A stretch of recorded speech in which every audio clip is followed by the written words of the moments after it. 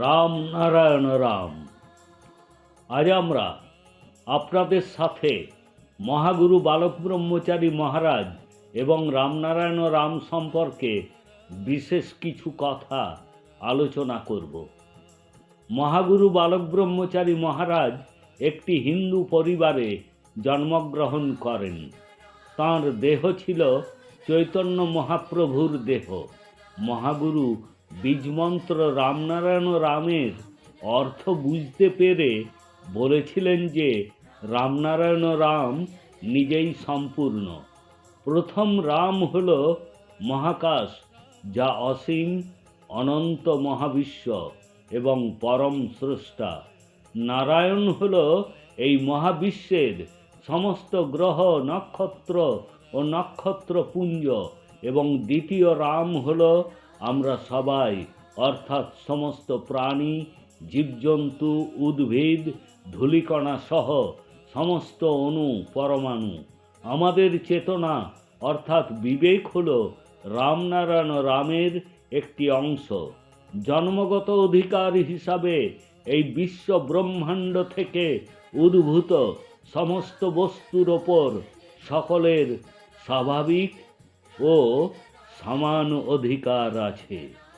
আজকের সমগ্র মহাবিশ্বে অগণিত আত্মা জীবনের মৌলিক প্রয়োজনীয়তা থেকে বঞ্চিত হচ্ছে।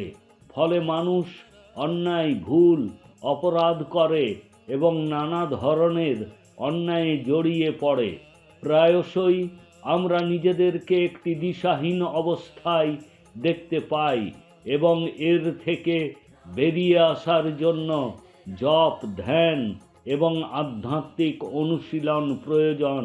এই পদ্ধতিগুলি, যা আমাদেরকে নিজস্ব চেতনার সাথে সংযোগ স্থাপন করতে সাহায্য করে, তবেই সংসারে, প্রকৃতিতে, সমাজে ও দেহে সাম্য প্রতিষ্ঠিত হবে। রামনারায়ণ রাম আমাদের প্রকৃতির সত্য ও নীতিকে একটি সুতোর মধ্যে বেঁধে রেখেছে। এই রথের লাগাম ধরে মনের শক্তি দিয়ে এটিকে এগিয়ে নিয়ে যাওয়া আমাদের সকলের দায়িত্ব।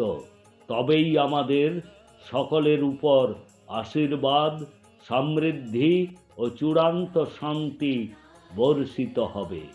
জাতি ও ধর্ম আজ সামাজিক অসাম্য ও সংঘাতের কারণ হয়ে দাঁড়িয়েছে। এখন সময় এসেছে এই সব বৈষম্যের অবসান ঘটিয়ে সমতাভিত্তিক, ধর্মনিরপেক্ষ ও প্রগতিশীল সমাজ গড়ার। এটা তখনই সম্ভব হবে যখন আমরা বিবেক ও মনের কথা শুনব, বিবেকের সাথে সংযোগ করে নিয়মিত রামনারায়ণ রাম জপ করব। প্রকৃতিই সর্বশ্রেষ্ঠ ধর্ম এবং প্রত্যেক মানুষকে তা বুঝতে হবে। যখন একজন ব্যক্তি রামনারায়ণ রামের সাথে সংযোগ স্থাপন করেন, তখন তিনি জীবনে একটি নতুন দৃষ্টিভঙ্গি পান। এই নতুন দৃষ্টিভঙ্গি আমাদেরকে নতুন শক্তি দেয় এবং জীবনকে সফল করে তোলে। রামনারায়ণ রাম মানুষকে সব সময় তাদের চিন্তা ভাবনা ইতিবাচক রাখতে শেখায়। জীবনে সর্বদা ভালো কাজ করুন এবং যতদূর সম্ভব মানুষের উপকার করুন। রামনারায়ণ রামের মাধ্যমে সর্বদা সমাজে ছড়িয়ে থাকা নেতিবাচক শক্তি দূর করার চেষ্টা করা হয়। আমরা যদি ধর্মের কথা বলি, তাহলে আজকের আধুনিক ভারতে ধর্ম এবং বর্ণ এখন এমন একটি গভীর বিষয় যা মানুষের মনকে শক্তভাবে নিজের মতো করে ধরে রেখেছে।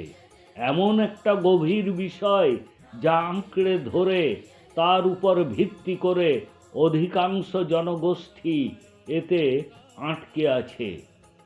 যদি এটি কর্মের ভিত্তিতে, প্রকৃতির ভিত্তিতে রাখা হয় এবং পুরো প্রক্রিয়াটি সেই অনুসারে চলতে থাকে, তবে প্রধানত প্রতিটি বিভাগ এবং প্রতিটি ক্ষেত্রের অর্ধেকেরও বেশি সমস্যা স্বয়ংক্রিয়ভাবে সমাধান হয়ে যাবে।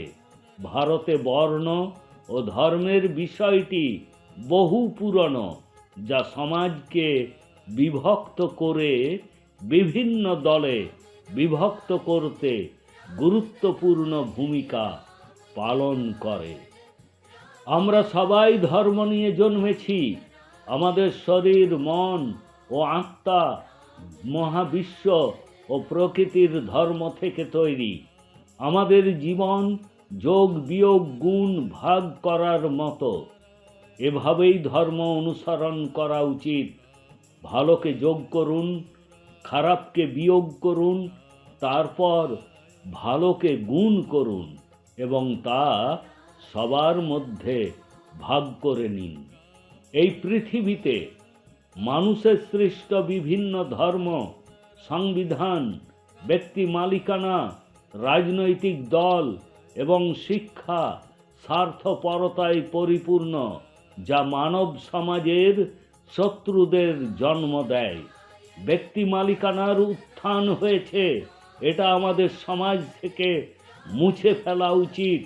সবার মনে রাখা উচিত যে মানুষের তৈরি ধর্মগুলো মিথ্যা, স্বার্থপরতা, লোভ, প্রাচীন কুসংস্কার, অন্ধবিশ্বাস, যা বিভেদ সৃষ্টি করে, ভয় সৃষ্টি করে এবং প্রকৃত আধ্যাত্মিকতা ও সাম্য থেকে দূরে সরে যায়।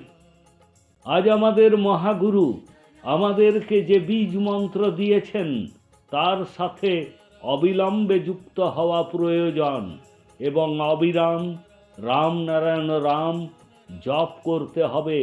এর মাধ্যমে আমরা নিজেদের মুখোমুখি হব, আমরা শক্তি পাব এবং আমাদের মন ইতিবাচকতার দিকে এগিয়ে যেতে শুরু করবে।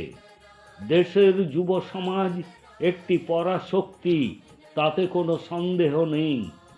তারা নিজেদেরকে ঐক্যবদ্ধ করতে পারেন এবং সমস্ত সমস্যার সমাধান করতে পারেন।